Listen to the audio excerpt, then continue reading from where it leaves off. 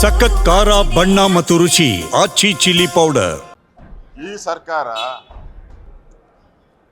Guarantee ಹೆಸರಲ್ಲಿ ಜನಗಳಿಗೆ ಮೋಸ ಮಾಡ್ತಾ ಇದ್ದಾರೆ.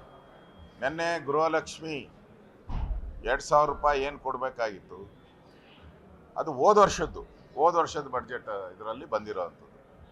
ಪಟಾಪಟ್ ಅಂತ 5,000 ಕೋಟಿ, ಸುಮಾರು 1,26,00,000 ಮನೆಗಳಿಗೆ ತಲುಪಬೇಕಾಯ್ತು, ಅಷ್ಟು ಜನಕ್ಕೆ ತಲುಪಬೇಕಾಯ್ತು.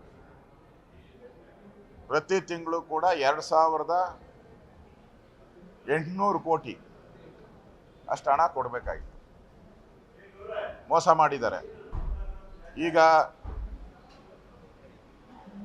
ಶಕ್ತಿ ಯೋಜನೆ ಅದರಲ್ಲೂ ಕೂಡ ಪೆಂಡಿಂಗು.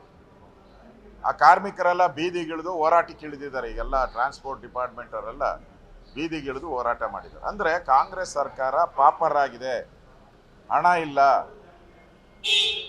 ಸಂಬಳ ಕೊಡೋಕ್ಕೂ ಹಣ ಇಲ್ಲ. ಆ ಪರಿಸ್ಥಿತಿ ಇವತ್ತು ಕಾಂಗ್ರೆಸ್ಸು ಒಂಥರ ಅವ್ರ ಮಾನ ಮರ್ಯಾದೆ ಎಲ್ಲ ಬಟಾ ಬಯಲಾಗ್ಬಿಟ್ಟಿದೆ. ಕಾಂಗ್ರೆಸ್ ಮಾನ ಮರ್ಯಾದೆ ಎಲ್ಲ, ಹಣ ಇಲ್ಲ, ಇನ್ನೊಂದು ಕಡೆ ತೆರಿಗೆಗಳ ಮೇಲೆ ತೆರಿಗೆ.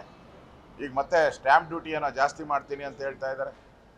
ಈ ಸರಿ ಬಡ್ಜೆಟ್ ಮಾಡಬೇಕಾದ ಸಿದ್ದರಾಮಯ್ಯ ಎಣ್ಣೆ ತಗೊಳೋರ ಮೇಲೂ ಟ್ಯಾಕ್ಸ್ ಬೀಳ್ತೈತೆ, ಮನೆ ತೆರಿಗೆ ಜಾಸ್ತಿ ಮಾಡ್ತಾರೆ. ಅಂದರೆ ಈ ಸರ್ಕಾರ ಒಂದು ಕಡೆ ತೆರಿಗೆ ಹಾಕೋವಂಥದ್ದು, ಇಲ್ಲಿ ನಾಗರಿಕರಿಗೆ ಕೊಡಬೇಕಾಗಿರೋವಂಥ ಸವಲತ್ತುಗಳಿಗೆ ಕತ್ತರಿ ಹಾಕಿ, ಇದು ಒಂಥರ ತೊಗಲಕ್ ಸರ್ಕಾರ. ಇದರಿಂದ ರಾಜ್ಯದ ಜನ ಬೇಸರ ಆಗಿದ್ದಾರೆ. ರಾಜ್ಯದ ಜನಕ್ಕೆ ಅನ್ಸ್ಬಿಟ್ಟಿದೆ ಈ ಪಾಪಿ ಸರ್ಕಾರನ ಯಾಕೆ ಎಲೆಕ್ಟ್ ಮಾಡಿದ್ರು ಅನ್ನೋಷ್ಟು ಬೇಜಾರು ರಾಜ್ಯದ ಜನತೆಗೆ ಇದೆ.